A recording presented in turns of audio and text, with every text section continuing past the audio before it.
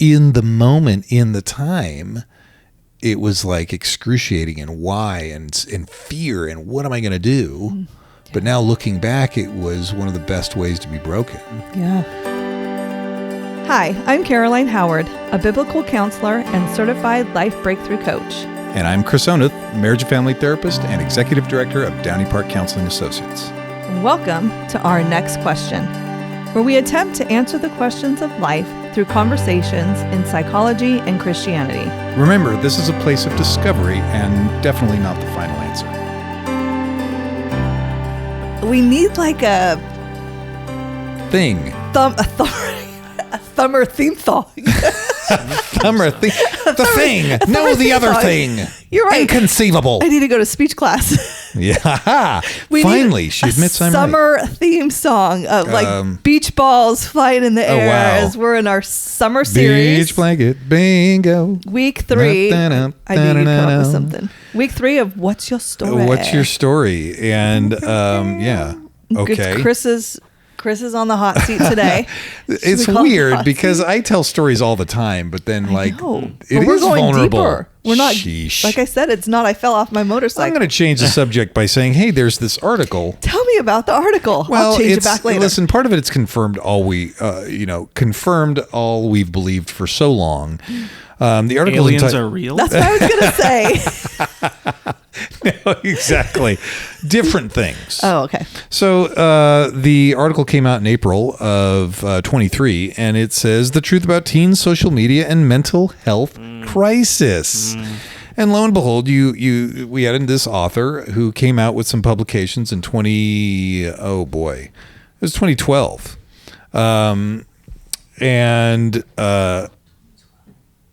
Yeah, and this author talked about, look, there's going to be a coming crisis in which there's going to be increased depression, anxiety, all sorts of stuff going on, and of course, in academia and in all communities, there's always got to be naysayers or arguers saying, you're just making up stuff and this was over, of course, the use of cell phones. Now, iPhone came out in 2007, and with that, that started the onslaught of the smartphone. Yeah. And by smartphone, we mean all sorts of capabilities, videos, internet.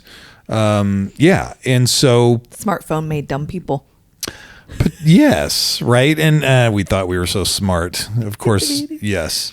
And so it really ushered in a huge sea change in how teens spent their time. Even, and this is related to the last article we talked about, whether or not they even went outside. Yeah. And how they even hung out with their friends, because prior to 2012 and the advent of these highly available phones, teens hung out with each other. Yeah. They went outside. They hung out at the gas and sip. So can I make this even more controversial? Oh, by all means.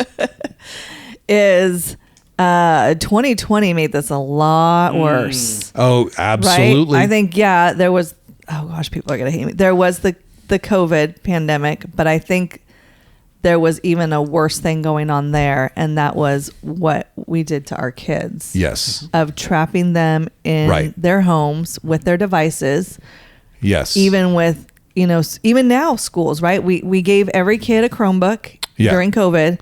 We've let every kid keep their Chromebook. Bow to your master. Since COVID, right? And so it's not like COVID ended and, let's take this device back away from you, but now it's become used every day. Yes. These screens, these phones. And it then becomes, and the same thing as us for adults, right? It becomes this easy go-to. Mm-hmm. And so then getting back to some basics and what would be healthy, and that is movement and a thought to ourselves, believe it or not, becomes the unusual thing to do. And the norm is, the author talks about between 95 and 2012, how teens spend their time outside of school fundamentally changed in 2012. To strengthen the point here, hanging out with friends in person. So since 1976, number of times per week teens go out with friends and without their parents had basically been steady for 30 years. In 2004, it slid just a bit, and then in 2010, it nosedived. And the words they used to describe is it was like a black diamond ski slope straight down. Wow. And so it in 20 what did it say in at the same time around 2012 on social media began to soar. In 2009, only about half of teens use social media every day. Then in 2017, 85% used it daily. And to your point, I think COVID, by 22, 95% of teens started using social media. And so this, again, and it's not a straightforward thing where social media, it equals anxiety. It's all the things that are surrounding the behaviors that go along with social media. Now, you and I, Caleb to some degree, because he was raised without a smartphone. We are what they call immigrants. Digital immigrants? Digital immigrants. We have migrated from no cell phone, to now we learn. So potentially there's other things built into our lives that we do that we're like, there's better things. Yeah. But when you have digital natives, and those are kids born into it. Yeah. Okay. That is, then they do not know a world without some sort of social or social media or electronic stimulation.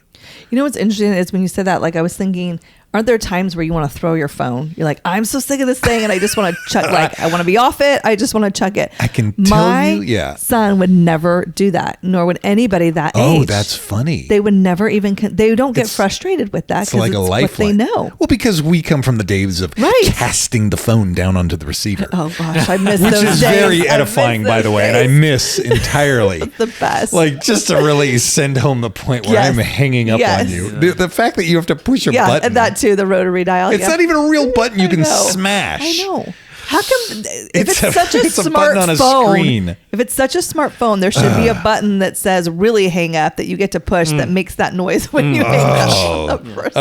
Yeah, the whole Yeah. It like really where they have to like pull the phone away from their ear. Yeah.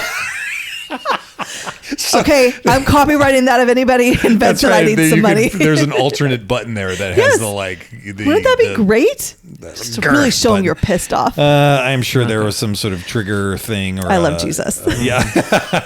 Okay. Before we go too far down this road, we gotta get into Chris's story. I know. So this relates to then it going into college students, and back then there was just a ton of data, 350,000 student cases, because they tracked the advent of Facebook. Back in, let's see, this was back in, when Facebook first came around. Golly, I'm missing the date after here. MySpace? Anyway, 2004 to 2006. Okay. So it was tracked into, it was released across college campuses across the United States from 2004 to 2006. Okay. So they were able to track this, and from there is a marked difference in rates of depression and anxiety among college students. And it's just gotten worse since. So let that be a lesson to you, people. There you go. Get off your devices. Set yourself free. I got my blue light blockers on, though, so we're good. Okay, there you go. That does help. That helps. Break the chains of the imposed electronic masters. Okay, so you have avoided it long enough. Can I make another joke? Nope. Before oopsie. No. All right. I am so excited about this. Oh, my word. Yay. Why? Because we're going to get to a whole nother level of Chris Oneth today. Okay, you look like you're chomping at the bit. So, Chris. Oh, gosh. What's your story? Behind the truck and the motorcycle. I was born in a crossfire hurricane, and I howled at my mama through the pouring rain. But it's all right now. Sorry. In fact, it's a gas. You're going to get us sued. Okay, again? Okay. Again. Okay, so I was born in 1972, May 10th, 1972. Okay. I share a birthday with Bono from U2. Aww. I know. I was born to Phil and Linda Snyder. Schneider. No, not Schneider. It's not Schneider? Snyder. Oh. Schneider's the German version. Mine's the Dutch version. Oh, my apologies. So, alcoholic father, alcoholic, non-working, I guess we could say ne'er-do-well father, came through stuff in his own life. Okay. But didn't work, was very insecure about things, but was charming and apparently he was good looking, and I've seen pictures. And mom came from an alcoholic home. Her father passed when she was 13 years old. He was 45 years old. He had a heart attack. Wow. And so, but a life of not treating his body well.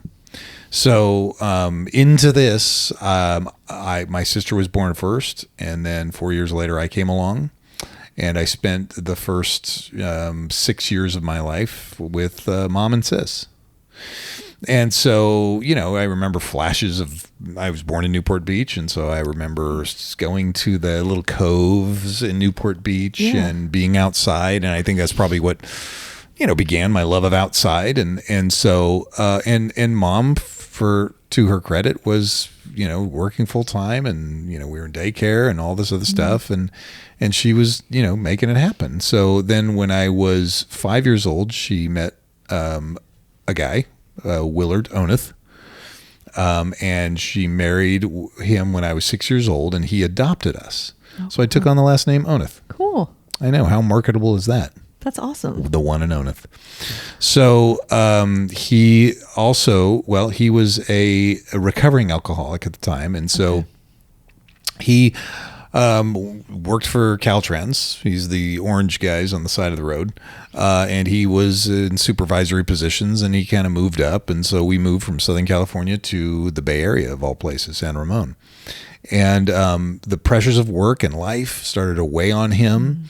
Mom's, pressures and unhappiness started to weigh on her, and so their marriage started to fall apart. And as it did, he got further and further. Well, he got further and further back into drinking, which again took its toll on their marriage and just perpetuated the whole hardship and dysfunction. And so they were in the midst of divorce. I was 11 years old. And that's when we got word that he had passed away in his apartment. Wow. So they had found him. He had apparently drank himself to death. And so it's funny looking back, he tried the best he could, and he wasn't perfect, and mom wasn't perfect. But so it was during that time that mom was trying to get her moorings and figure out the next step in her life. And so she moved us back to Southern California. Okay. For 6 months. And I was all for it. Wait, was I all for it? No. Yeah, no, I was all for it. So it was my sister. And so we all moved down to Southern California. I think my sister was initially like, I don't know if I want to do this because I'm leaving my friends. But she had friends back in Southern California. And after 6 months, mom still didn't necessarily find her happiness there by moving. So we moved back to San Ramon. Okay. Where in 1987, let's see, mom was paying $1,200 a month in rent. $1,287. Wow.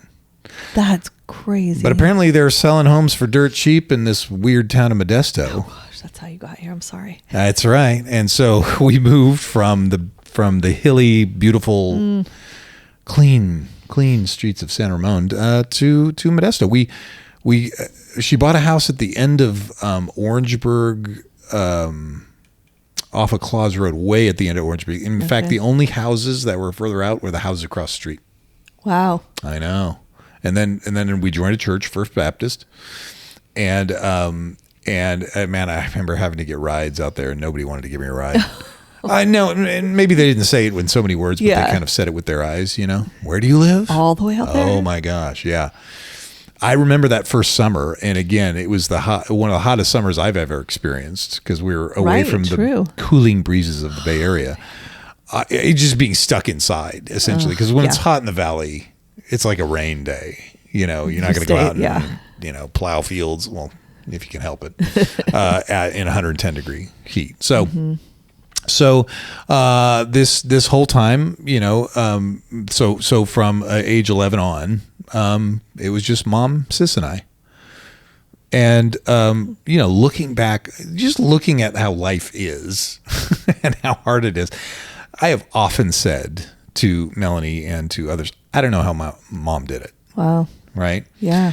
My sister was more the attuned one, more relationally aware. Probably she was a girl. Yeah. So she was essentially self-contained, well-behaved, not me.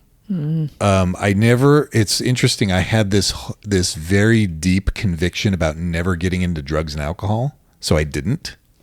Okay. But you don't know where that came from? What's that? Do you know where that came from?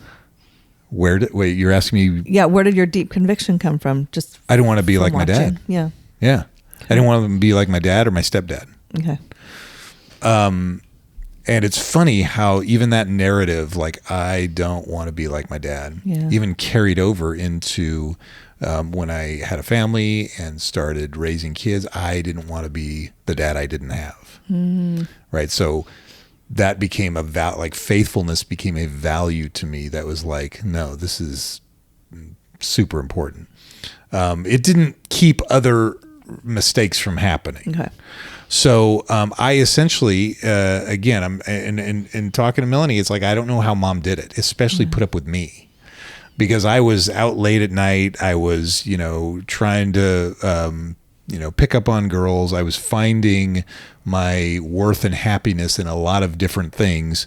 Certainly not in academic achievement, unfortunately. So I also, when I was in kindergarten, apparently nowadays they call it ADHD or something. I was held 2 years in kindergarten, so I was an old senior. Oh. And of course I avoided anything that I didn't like. Okay. It's because, I didn't like those feelings. So I just would have fun and go, I don't know, find other stuff to do except actual homework. So come senior year, they said, well, you're going to have to do another semester or something. And I was like, you know what? I don't need high school. So I ended up dropping out of high school. Now, in saying dropping out of high school, it's almost like, the way I remember it, could be different. The idea sparked in my head after Mom took me to a counseling session because she and I were in high conflict at Downey Park Counseling Associates. Seriously, I kid you not. Wow. So when I was 19 years old, conflict between Mom and I, yes, because of course I thought I knew everything. Mm-hmm. I was 19, of course, So then I ended up dropping out of high school and was like, all right, whatever. And again, a protection for me was that I somehow was different than everybody else, or I knew other things, but I wasn't a go-getter. I didn't get out there and make things happen, more than likely due to my insecurities, right? So on the surface, I didn't look insecure, but deep down, I was very insecure. And so I was essentially floundering. I was, I was a part-time janitor for a while, and let's see. Oh, and then part-time janitor, and then I got a job telemarketing, which was pretty exciting. But then we were going to church at First Baptist, and I met this girl. And I'm sorry. And the crazy thing is, she was talking to me. Like, whoa, I'm looking around going, holy cow, she is talking to me. And she was super gorgeous. She happens to be super gorgeous and super smart and super intimidating. And she's talking to me. So I'm trying to figure that out. And then I'm like, okay. And so we started seeing each other and talking and spending more time together and being close. And 4 months later, we were talking marriage. Wow. I know. I didn't realize it was that fast. Oh, it was faster. No, 4 months later, and then we had about 6 months to plan a wedding. So essentially, we knew each other less than a year, and we were married, right? And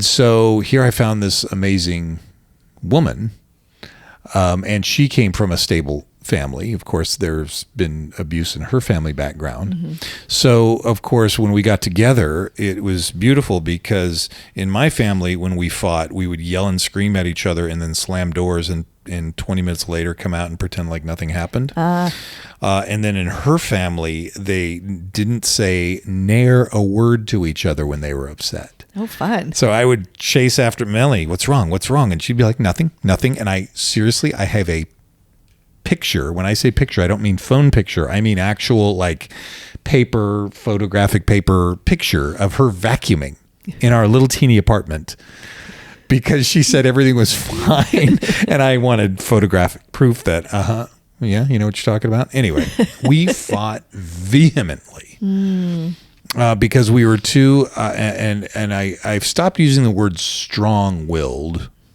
Well, yeah, we were strong-willed. We didn't have a strong personality. We had forceful personalities. Okay. Because a strong personality, of course, you know, is the one who can exist in another person's space. And of course, we were busy trying to get the other person to make us feel better. Okay. So we fought like crazy. And somewhere along the line, we came to a truce. And of course, in that mix, we started having children. First daughter was born a year after our marriage. Michaela, first daughter, first kid, only daughter. A year and a half later, we have her brother, Elijah. A couple years after that, we hadn't figured out where babies quite come from, so another one pops out. And then we start talking about, should we get fixed? Should we do this? And in the conversation, lo and behold, another baby comes out. So that was a span of what, from 94 to the year 2000, so 6 years. And, you know, in this mix, we're still not, you know, we are being sanctified. And it's funny because at the time we were going to a church that, you know, went through ebbs and flows of, you better get rid of all your secular CDs, man, that's going to poison you. And so we'd throw all those away and burn all the bad books. And then we'd miss them and buy them back again somehow and reestablish but again, we're trying to like create some sort of understanding and order in our life. Yeah. And I know for me and for Mel, like one of the things that really like spoke to us was this book called Growing Kids God's Way, right? And so we were going to get our kids to have first-time obedience, and we were going to be this model. And I can tell, and the times when we would be at each other's throats and then show up to the doors at our church. And once we opened that door, it was smiling faces. Perfect family.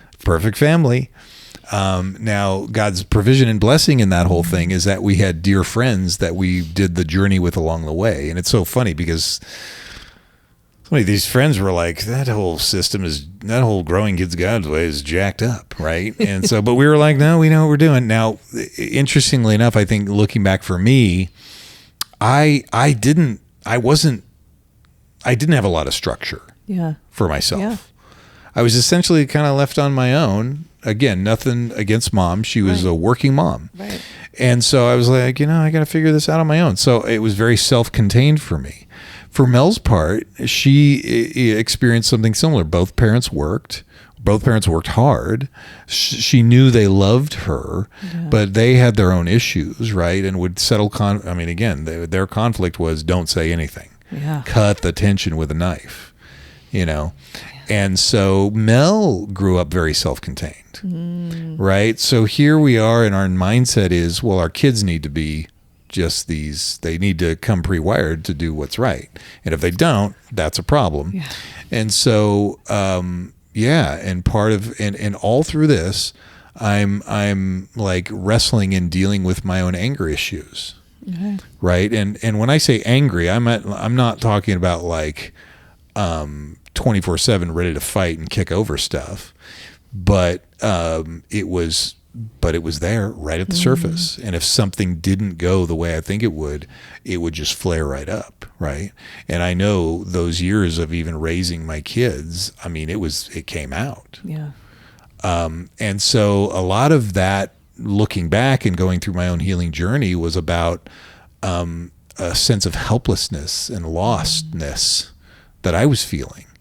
And there were times, yes, close to the Lord, but also not digging to the depth that, excuse me, digging to the real emotional, spiritual depth that would bring great healing. And so, yeah, so we raised our kids, and they started to move out, and they were model citizens up until it came time for them to move out. And then they rebelled like hell. And when I say hell, no, they all have gone through their journey. And so here we lived in this, for me, I can speak for me.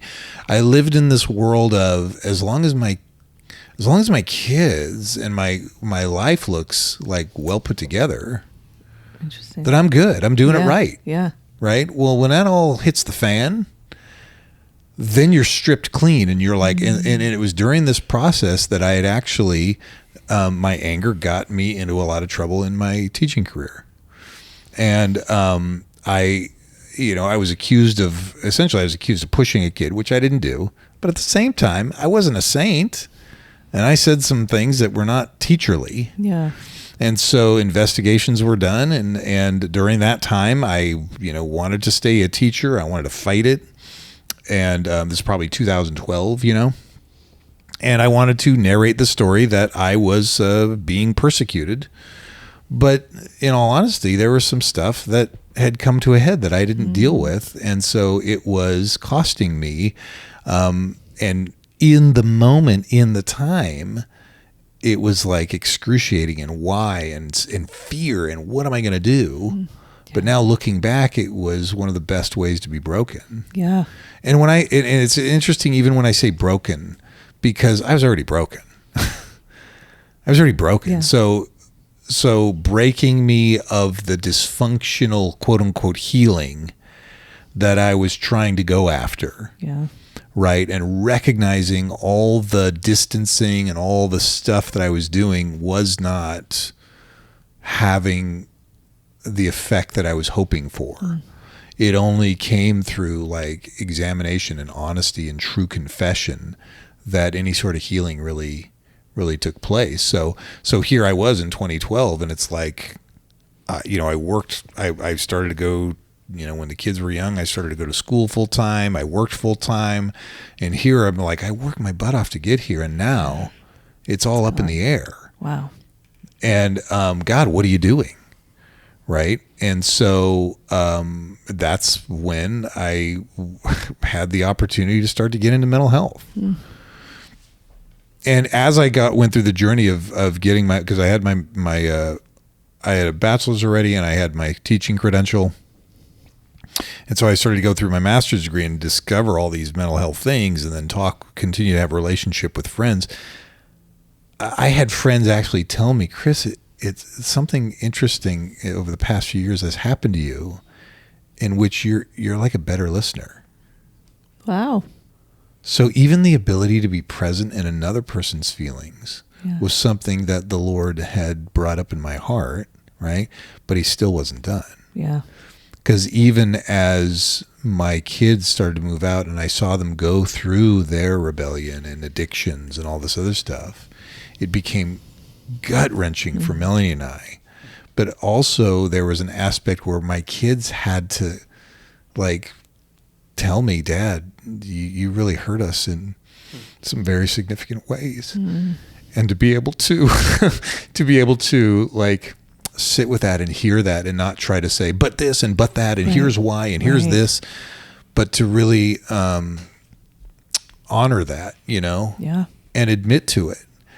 And even the visions in my own head of me hurting them, right? And here's one of the ways I like calmed myself is to say, well, come on, it wasn't like every day, and it wasn't even like I wasn't beating them up all the time, but the angry words, right, and the like negative energy. Yeah. That I would approach them with, I would get so like one of the circumstances when I'd go to pick them up at youth group, right? And if they left me waiting, that would just send me. And so I remember going into where their youth group was, and they were busy talking with friends and being kids. Yeah. You know, and yet, oh, how dare you leave dad waiting?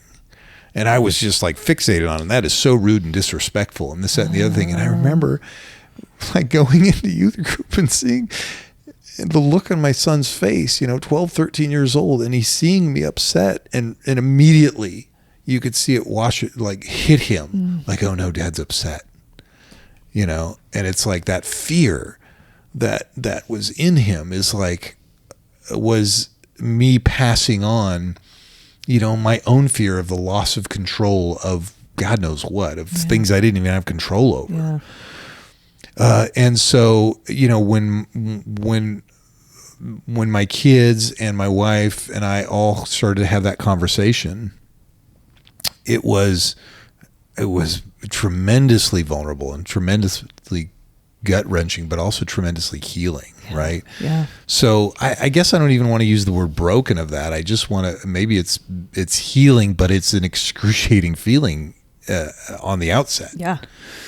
And so to be able to let the Lord trim you in that way is like, okay, I've got to put down all these false things that I thought was it, and truly surrender.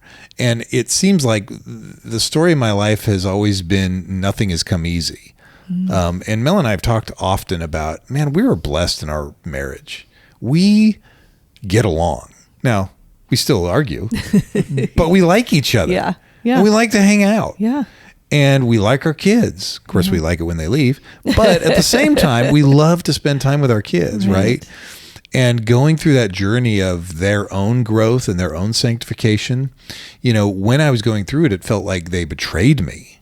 But again, it was like they're trying to figure themselves out. And that's the moment that Mel and I needed to cling to the Lord and say, Lord, you have this. Yeah. And so with one of my kids, I was convinced that they were never coming back. Yeah. Right? That it's done. I mean, the marriage is falling apart, all sorts of stuff. And I thought it's doomed. And this kid has walked away from all the things we taught them. How dare they? And Mel kept on saying, they're going to come back. Yeah. I just know it. They're going to come back. And the bow is not on the package. Right. But there's hope in the horizon. So even as we live to 2024, now, I have this business, and it's not like I wake up in the morning and the coffee floats from the sky and it's in my hand and I float out of bed and put on my Barbie shoes. It's not an easy thing, but it's a blessed thing, right? Yeah. And there's been several harrowing, even in owning a business, there's are we going to make it? Mm-hmm. That's one aspect. The other aspect is now we're building this house. And the dream was, oh man, stay a year in a trailer. It's been 2 years and there's no house yet. Now, we were digging trenches today. I wasn't there, but we are having trenches being dug, and we did discover some cars. So who knows? I think what a beautiful part of your story is in you being a teacher, right? And that, I don't know if maybe that was an idol to you at the time. I don't want to lose this thing. Yeah. But it was in losing that thing. Oh my gosh. That you found going into mental health. Oh, where my God brought word. You. So there's so many, and again, it would take another 5 podcasts to tell you about how many times God has shown himself. And I don't know how to put this any other like more emphasized way, but absolutely God has shown his hand in absolutely undeniable ways. Yeah. Right. But it's also something because I'm Israel. Mm. And I need to, it's like I have to learn again and again and again. And so it's these times where, we were out in a trailer for 2 years and we're building the house on cash. And we're like, have we made a mistake? Have we come out here? And Mel has said, God has not brought us into the wilderness to let us die. Which is where Israel it literally was. is the wilderness where you're at. It literally, yeah. Well, it's farmland, so it's not technically it's a wilderness. Okay. But all that to say is there has been once again things from God's hand that have confirmed to us that this is the track you need to be on. Is it an easy track? Heck no. Yeah. Heck no. But it's a beautiful track. Right? And so it's one of those, as I look back on my life, while I'm in it, of course, I want to create a fantasy that it's like, well, this would be so much easier if this happened. Right. Right? Oh my gosh, if we dug a trench and found a box of gold, that would be so great. That would really take care of a lot of stuff. Totally. I suppose I'd have to start playing the lottery to win the lottery. But anyway, but God is saying, but wait a second, I have something even better than that, right? Even better than the fantasy that you created. And so, I potentially had a fantasy as a teacher or even getting into mental health. I had this, I was talking about this morning. I had a job opportunity at Kaiser. Oh, I wanted Kaiser so bad. Kaiser would have been like a certain amount of money an hour. But the big draw for Kaiser was that I would pay $5 a month for health coverage. Right? Anybody listening would be like, what? $5? Right? Yeah. And the Lord said no. But that was before Downey Park. Yeah. Right? That was before taking over Downey Park. And it's like, okay. And so I guess maybe to say that in ways I've been resistant throughout the entire journey God has brought me on. Yeah. But also blessed. Right? In spite of my resistance, in spite of my reluctance to be like, I don't know about that. God has been like, but there's so much more. There's so much better. So to your point about, listen, the story's not over. Right. We still worry about the kids. Yeah. We still worry about, are we going to have a house? Yeah. I still worry about, okay, I want to have this business last the longevity here. But even, hot off the press in the past few weeks, things have gone on that have confirmed, like, Chris, I've got you. I've got you. So blessed be to God. Yeah. Thank you. Thanks for your vulnerability. You're welcome. I appreciate it. Stop asking me for this. It was nice to go deeper than the motorcycle in the track. Oh, I didn't tell you about the motorcycle in the truck? No, we're not talking about that today. You're not allowed. You're not allowed at all. Yeah. Thank you so much. That was... Thank you. Yeah. I feel like that took 3 days. It did it. It did it.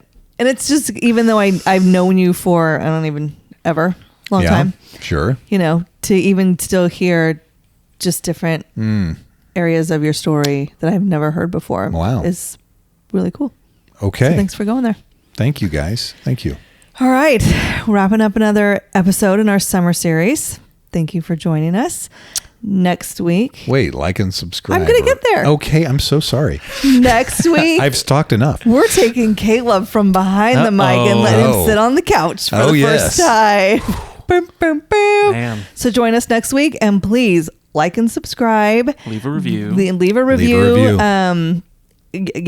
That you appreciate Chris's story, how maybe it relates to you, and just let us know you're there. We know you're there by the numbers, but we want to know you're there. We want to hear your voices too. Absolutely. So we'll see you all next week. Thanks for joining us today as we continue our journey talking about life's many questions. To stay connected with us, you can follow us at Downey Park Counseling on both Facebook and Instagram. You can also follow Caroline on Instagram at Relatable Caroline. And make sure you tune in next week for our next question.